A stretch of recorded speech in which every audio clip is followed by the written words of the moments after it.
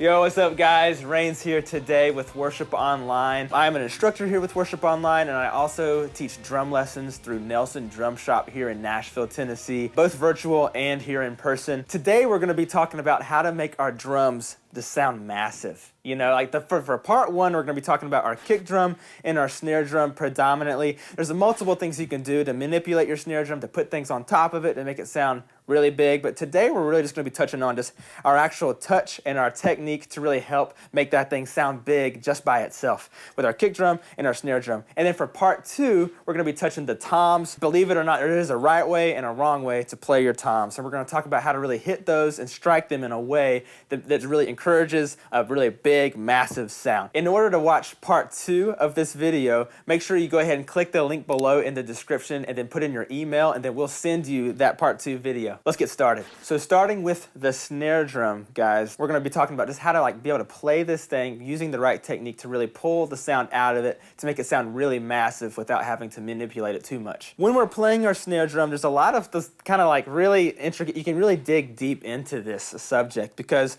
if you do a slow motion video, you can really see where you hit your snare drum, how long your stick is on the head, even if it's a fraction of a second, it really, all of it kind of goes into play with how your snare drum sounds. And it sounds kind of crazy, but that's really how it is. And the first thing I want to touch on is just being able to play, just to have a really good snare drum sound. The best way to just kind of get a feel for how your snare drum is sounding, hit it right in the center. Don't worry about doing a rim shot.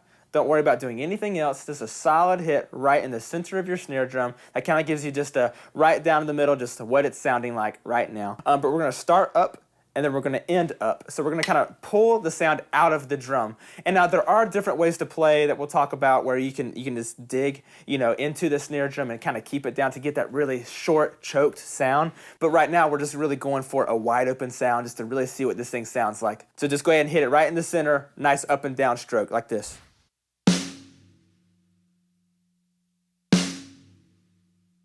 When it comes to your snare drum tone, after you kind of get that, in general, just sound the way you like it, also take a lot of the factors that come into place with where you're at. You might be in a really big room, you might be in a small room, you might be in a cage, you might have a different type of console at front of house, so you might want to even talk to your front of house, the person that's running sound, just to go, hey, what really helps for this room? Does a dead snare work? Does a really open snare with the ring, does that help? What helps with that? That's kind of the first thing that I do. If I'm ever playing at a new place or with a new sound guy or girl, then I'm going to make sure I talk to them after the sound check and be like, hey, what helps you the most in this? Because the snare drum can really overpower a mix if you play it too loud, and you do not want to be in a situation where your snare drum is louder than the vocalist. Just trust, you don't want that, because they can just be kind of hard for them to keep up, and then they end up running the mix too hot and all of that, and it's just, we don't want to worry about that. So we want to be able to bless everybody around us as we are playing drums. Take all of that into account, if you need to loosen your snares a little bit to get that bigger sound.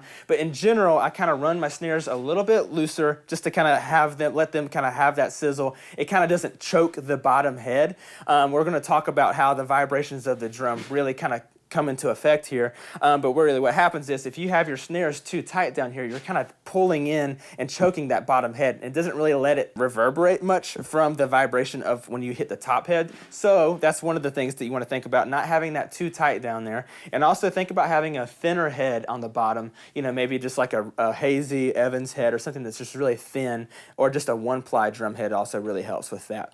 Now, when you're hitting your snare drum, you want to think about it like a big rubber band. That's once you kind of get it sitting how you want it to sound, it's basically a big rubber band where it bounces, it reverberates, and it basically, you can watch the ripples go. If you stretch a rubber band out this way and you pluck it in the middle, you'll see it go back and then in. It's like the vibrations kind of go out and then back in.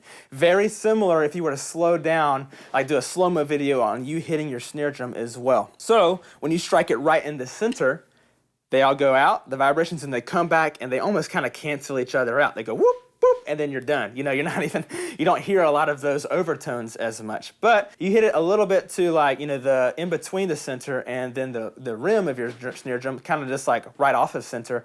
All of a sudden you'll notice your snare drum usually rings a lot more. It usually has a lot more of a longer tone. So you can sound like this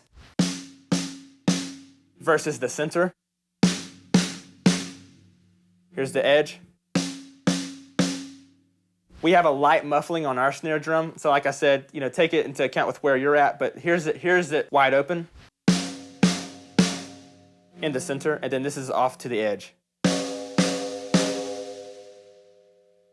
See how long that was right there? Because basically what happens is the vibrations, one of them goes to the side of the snare a lot quicker than the other ones can get to the other side. So they're not able to cancel each other out. So you got one going boop, boop, and then it's coming over here, and then the vibrations are kind of just going all over the place. And really what I'm trying to say is if you're going for a dead, controlled sound that's not super long, which is usually what we're going for in a snare drum, hit it right in the center, and that would be like the way to kind of get that sound. Now, there's also a lot of other ways if you kind of think about when you're hitting the drum. Say if you're doing a rim shot on the snare drum, you really want that crack and that cut to go through the mix, then, when you're playing that, if you think about the more wood that is touching the actual head of the drum, that's really like, that in itself is covering a lot more distance, which is also choking that head a little bit more because those vibrations happen really fast. So the more wood that's actually touching the snare drum can actually give you a deader sound. You also have that crack of the rim shot as well. So this is what that sounds like. This is just a regular rim shot right here. This is what it sounds like I'm going to go a little bit past the center and I'm going to do a rim shot again and see if we can tell a difference. A lot of these things are really small, minute changes that you can do, but in the end, they really do paint a really big picture of like how you sound when you're playing your snare drum. It sounds kind of crazy to really think about that. A lot of drummers just do rim shots all day, but you might be in a room where that doesn't really help, or you might be playing a really slow anthemic song that needs that loud snare drum, but they don't really need the crack, they just need the There's a lot of Bethel songs, there's a lot of songs that really need that kind of sound that are really anthemic and just big sounding, and you don't always need that crack. But if you're playing like a Young and Free song or something that's a little bit more up tempo and you want that crack, then you might be pulling out the rim shot for that. Another really good thing to think about is what your snare hand is doing when you're not playing. A lot of drummers will hit the snare drum and then either dig it into the head, which can then cut off the snare drum sound and make it not sound as big. Sometimes, you kind of leave it all over the place. It's good to kind of bring it back to default. We talk about the starting up and ending up. You don't have to be up here the whole time because then that'll get in the way of a lot of stuff, but take it off of your snare drum, bring it off. Think about pulling the snare sound out of the head, whether you're doing a rim shot or just a regular hit in the middle of the snare drum. Just make sure you're ending up and off the snare drum. You're not digging it into the snare. It's crazy, without doing a rim shot and just digging, it's crazy how dead and kind of empty that snare drum sounds. Just doing versus, that's a huge difference right there, and that can really determine how your sound guy runs sound even by, they might have to really push the snare drum or really beef it up or do something just because, you might be leaving the stick on the head too long. So make sure you're pulling that off. Another really good thing to talk about is just how you're doing snare rolls on your snare drum, because it's one of those things that it's a little bit easier to go off center, to go closer to the rim, to do a snare drum roll or to get a buzz sound or any sort of thing that has diddles in it, because it feels a little bit tighter and it feels a little bit easier to get that rebound. But I will say, if you want to get a really good, precise sound from the snares themselves, staying in the middle of your snare drum is your best bet to have the best sounding snare drum, in my opinion. I'll show you a difference right here. I'm going to do a snare drum roll right in the center of it, and then I'm going to do the same exact roll right near the edge, and you'll be able to tell the difference pretty much off the bat.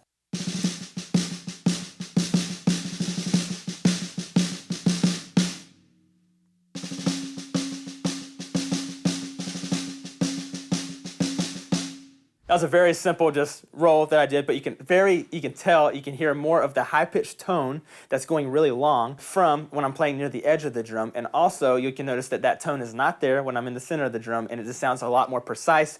You can just hear the snares, which is really what we're going for. We want that body of the snare drum, but for something like that, at a small dynamic or even a louder dynamic, we want to make sure it's controlled, precise, and you don't have to worry about that extra hoo, that tone that we were hearing playing near the edge. One more thing to consider is how you're gripping your stick. Think about when you're playing that snare drum, it's a very small thing. You probably won't even notice it unless you're in a studio, but it still translates to live. Really what we're talking about is how you're gripping your stick, and if you're gripping it too hard versus just being really relaxed and letting the stick do a lot of the gravity of the stick really doing most of the work. It might be kind of hard just to hear it in person right in front of your snare drum, but I promise you it's there. If you can like just loosely let the stick do the work and even let the stick vibrate some, that really kind of lets the snare breathe and just sound really big and open. But if you're really squeezing here, one, you might end up breaking your head. Two, you're probably gonna get tired with your hand. And three, you might develop some sort of like situation down the road, carpal tunnel, so don't be messing with that. We don't want to be like grabbing too hard. Just think about being really loose with it and just really just letting a lot of the gravity and just letting the stick pull the sound out of the snare drum. And lastly, just make sure that you're not over dampening the top of your snare drum head.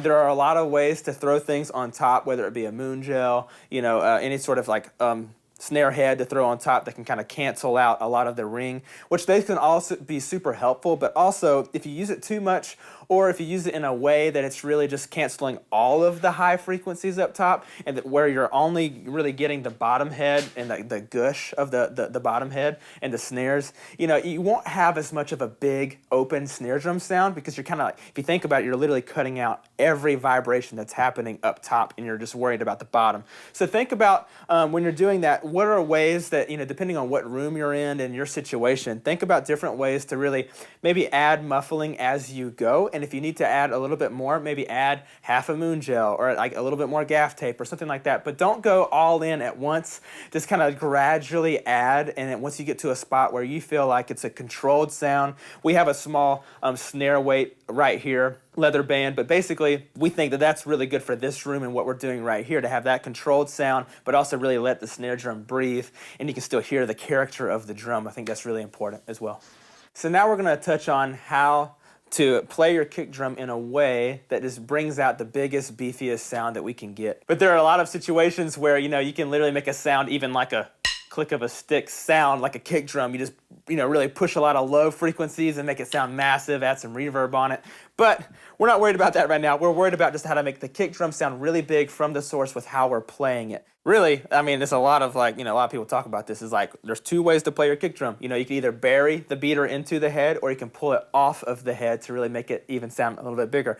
Now, once you get to a point where you're really comfortable with how you're playing, what the parts are, all of that, you know, it's really a good thing to talk about and really think about how you're playing your kick drum. Whether you're playing a 4 on the floor song and you kind of need to be on top of the beat, you know, you're really driving it. And at that point, I would say bury that beater. Like, you want a short thud, doom, doom, doom. Just like our snare drum, the longer that the beater is on there, the more that it actually kind of cuts out some of the sounds when it goes out and back. When burying the beater, you know, you can either be heel up or heel down. Usually if you have a lot of energy going and you're like hitting it pretty hard, a lot of drummers do the heel up. That's what I typically do when I'm playing like a 4 on the floor type of situation. But think about just having the ball of your foot down on, you know, the middle of your pedal, a little bit up, and then your heel is up, and then your beater is starting already burying into the kick drum, and then we go up, hit it just to have that nice short controlled sound. So if you have a 4 on the floor song, ready, go.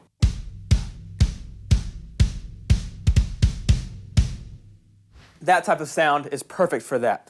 Now, if we're playing like a really big anthemic, huge song, boom, boom, gah, we're like crashing our ride cymbal, that kind of thing, we're gonna want a little bit longer kick drum sound. And to get that would be to pull the beater off of the head. So when you're playing something that's a lot more, you know, just a lot more, maybe you could say worshipful, something that's just really big and anthemic, that would be when we pull the actual beater off of the head and let it bounce off, just like we would our snare drum. So for doing this, there's two different thoughts. You can still do the heel up or do the heel down. I typically lean towards doing a heel up and then pulling it right off. You can also do heel down and then pull it off as well. Either way that you feel most comfortable, you know, kind of just practice both and kind of see what's best. But heel up is kind of what I'm typically doing when I'm playing the kick drum. But think about striking it and pulling it off as letting that spring just come right off of the head like that. Like I said, for the really big moments, you want to be doing that. Then also with our dampening of our kick drum, we want to think about just how we're actually doing that. In my opinion, you don't want to throw like a whole comforter or like a really big blanket in there so it's nothing but blanket, because you don't have a lot of air pushing through, which can really help the other side, the other head, really kind of get that vibration as well. And you don't want to cut that or choke that too much. You know what that sounds like. If you've played for a while or ever played on a drum set that it's just full to the brim, you just realize how dead that sounds. And sometimes in a studio that sounds awesome. For in general, when we're playing live, we typically try not to do that. What helps me a lot is I do have an Evans EMAD head on this side of the kick drum for the batter head, and basically it has a foam ring around it, so that really helps cut out some of those extra vibrations that I could be getting. Kind of gives me that controlled sound that I'm looking for in a kick drum. And I typically don't tune it too high. There's a lot of different like techniques. You can kind of punch the center and then tighten around so that you don't get the wrinkles anymore. There's different types of techniques like that you can have. I typically just don't go extremely high. I will get the wrinkles out, and I will kind of keep that, but kind of think about just having that in a nice medium to a little bit lower tuning for your kick drum. And then I also have a small kick drum pillow laying at the bottom of my kick drum. Now it's pretty thin still, and I make sure that it's laying up against this resonant head on the other side, because what you end up happening in a lot of ways when you hit your kick drum, if there's nothing really like on that head, then you can get a lot of that extra ring. So I don't want to, like I said, I don't want to put an entire comforter in there, but I typically try to have something touching both heads with my kick drum. But I have plenty of air in there. I have plenty of room to move air, which can push through this porthole in our kick drum, and it can kind of really help that mic get a nice big beefy sound. And also just a really helpful thing for that little pillow down there is just to hold a microphone. For me, like with Sidewalk Prophets, when we're out on the road, we actually don't even travel with an out mic on the kick drum. It really works for us just to have one mic on the inside. I think it's like a 91 or something that just lays down in the middle of the kick drum. It lays on that little pillow so it's not rattling, on the shell, and that's really enough. And that can really, in a lot of situations, especially at church, that can be the mic that gets the attack and like the punch of the sound of the kick drum. And then you can have an out mic that kind of is getting that woo, the big body of the actual, kick drum. So depending on your situation, sometimes you can do the double mic or just a single mic. But that being said, a little pillow down there really does help to kind of like, keep that mic not from moving. So now that we've covered how to hit our snare drum and our kick drum to really make them sound really big and beefy and as big as we really can, now we're going to talk about our toms. Guys, these are the most important things to talk about with how we're playing them, because there are a lot of drummers out there that are not hitting their toms the right way, and we got to figure out the right way to do it to really make them sound massive and just have the best tone that we really can get out of them. To view part 2 of this video, make sure you click the link in the description, put in your email address, and we're going to email you part 2 of this video where we really start to dig in on the toms. All right, now let's get started.